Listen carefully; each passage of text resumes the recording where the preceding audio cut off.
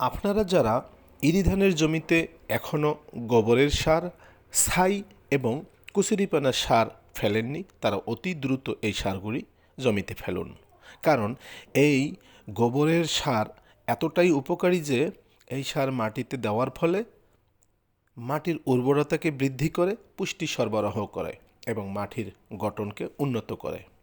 মাটির ভিতরের পানি ও বাতাস চলাচলের জন্য পর্যাপ্ত সাহায্য করে থাকে। এছাড়াও ধানের গাছের শিকড়কে শক্ত ও মজবুত করে থাকে। এই সার রাসায়নিক সারের বিকল্প হিসাবে ব্যবহার করা হয়ে থাকে।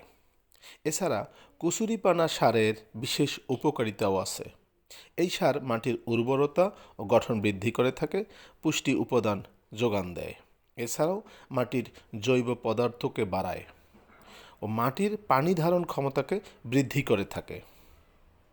এছাড়া ছাই জমিতে ফেলার কারণে মাটির অম্লতাকে কমিয়ে দেয়, পটাশিয়াম, ক্যালসিয়াম, ম্যাগনেসিয়াম পুষ্টি সরবরাহ করে থাকে। এছাড়াও যে কোনো পোকামাকড়ের বালাই থেকে রক্ষা পাওয়া যায়। ভিডিওটি ভালো লাগলে শেয়ার করবেন। ধন্যবাদ।